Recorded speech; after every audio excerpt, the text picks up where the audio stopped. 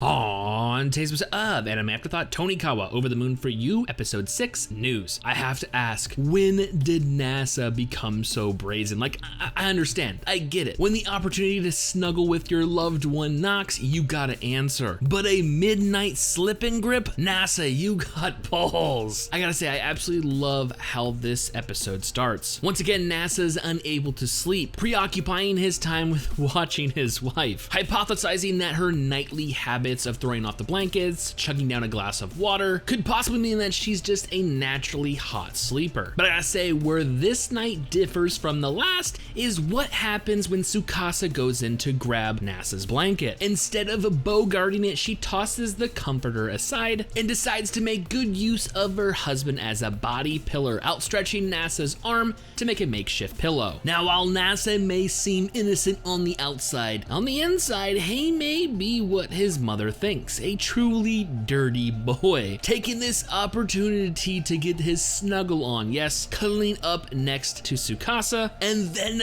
the unthinkable happens. Somehow, miraculously, his hand wanders to a certain, dare I say, private area, and I gotta say, his internal monologue after copying a feel is fucking hilarious. So much so that the anime actually has to remind him that breasts are not just your personal stress ball. Now, the following scene is actually pretty interesting, and I think can be interpreted two different ways. It seems that Tsukasa has noticed NASA's pervy actions, spinning around and looking dead into his eyes. Of course, the only expression painted on NASA's face is that of a deer caught in headlights. It's one of those oh shit moments, what's about to happen? It seems that NASA, as well as myself, was not expecting the next scene to occur, where Tsukasa begins to kiss him. And although he is quoted as saying it happened 3 or 4 more times, I gotta wonder, was Tsukasa really awake during this entire interaction? Or is it merely some kind of nocturnal reflex? Either way, who the hell could sleep after a night like that? But that was the flame that lit the proverbial fire. Yes, even with lack of sleep, it seems he is dead set on sleeping in the same bed with his wife. The only problem, they'll definitely need a bigger bed. But after some quick shopping online and some wishful thinking about possibly a new TV, as well as a sofa, he's realizing that this tiny apartment is just not enough space. So NASA believes it's the perfect time to move, but Tsukasa believes otherwise. And besides her practical analysis, the main reason she wants to stay in this tiny apartment is actually pretty innocent. She wants to feel closer to her husband. So it seems the issue is dropped, at least for now. As the next scene, we are once again at the bathhouse. And just like previous times, NASA is using Kaname as a soundboard for his relationship. While we do get some pretty interesting One Piece and Attack on Titan references dropped, the most interesting thing about this interaction is how much influence Kaname has over NASA, quite literally talking him into proposal as well as getting the rings. Her quite ghoulish approach and thinking towards tiny apartments has once again led NASA into a full-on panic mode, even envisioning Tsukasa leaving him at some point. But I gotta say, the last nail in the coffin of this new house argument is definitely the awkward situation that NASA and Tsukasa find themselves in the next scene. As NASA is returning back to the apartment, Tsukasa is in mid-wardrobe change and he gets a full look at her full moon,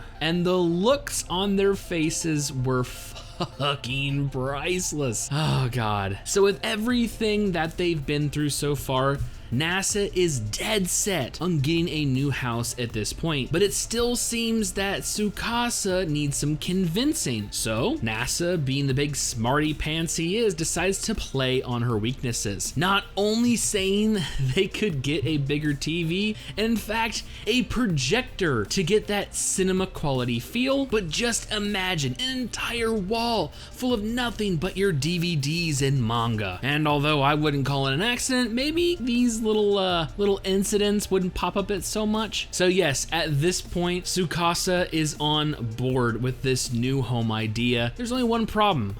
If they're gonna get a new place, it seems they need a co-signer. Enter NASA's mother, automatically assuming that since his parents co-signed for his current place, there'd be no issue co-signing for another. It is just now dawning on NASA that he hasn't told anyone that he's got hitched. So I guess now's as good a time as any to call up mom and dad and, let them in on the good news and maybe ask to jot down their John Hancock for a new home. I gotta say, I absolutely love the phone call where he drops the bomb and all you hear is this screeching from the other side. Even better is when Tsukasa is literally eavesdropping and everything that comes out of NASA's mouth is just an utter compliment to the nth degree. Like, this dude is legit head over heels and I fucking love it. But I think I love the mom even more, and we can definitely see where NASA gets his smart. She has realized that simple phone call where NASA doesn't even ask for a cosigner, she realizes is that that's what he's calling for. Like, hey, I put 2 and 2 together, and we see this,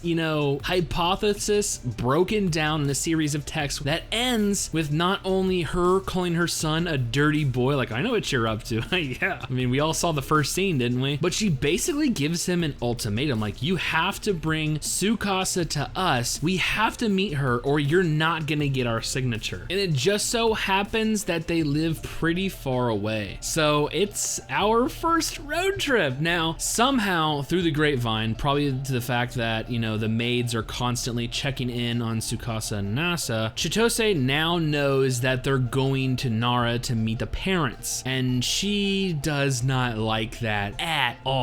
So while it seems that NASA believes that this could be quote unquote their honeymoon, Chitose looks to show them the true meaning of the Narita divorce? The Narita divorce? I'm not 100% sure. She's trying to break them up. Like, this is not gonna go well. But honestly, you can tell that both NASA and Tsukasa are looking forward to this trip. I mean, it's exciting and also it's nerve-wracking. I mean, she's literally gonna meet her new family. But it seems that this is not enough to stop her from at least enjoying this trip. She goes as far as even buying a new camera, proclaiming that she'll be taking a picture a day documenting her life with her husband. I gotta say, so innocent. But what's not innocent is NASA being a complete perv, taking some very, suggestive photos of her at the park, her in front of the statue as they're getting ready to go on their trip. Like, this dude's completely obsessed at this point with taking photos, and it's fucking hilarious. To wrap up this episode, I gotta say, we get some great scenes. Not only has NASA and Tsukasa officially started their trip, but it's off to kind of a rough start. Tsukasa is a heavy sleeper, and she seems she can sleep anywhere. But NASA, on the other hand, no. This bus that they're taking and the fact that Tsukasa is once again using him as a pillow is doing nothing in the way of helping his back. In fact, he's, walking around like Master Roshi at this point. But the thought of getting food with his lovely wife is enough to give this man strength to overcome any pain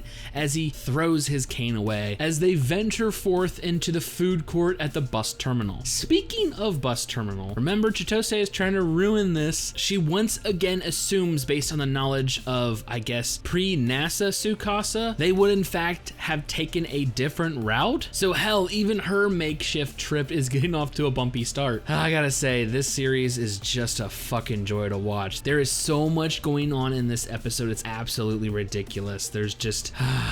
I mean, what can you say? I absolutely love it. I mean, I was even surprised. Like, honestly, NASA, he's definitely building up that confidence. I mean, the moves he's pulling, day one NASA, I don't think would have done it. But honestly, the dude stepped in an active road with an oncoming truck just to confess his love to Tsukasa. Maybe I gotta give him more credit. Anyways, with all that being said and more Tonikawa around the corner, I honestly cannot wait for future episodes.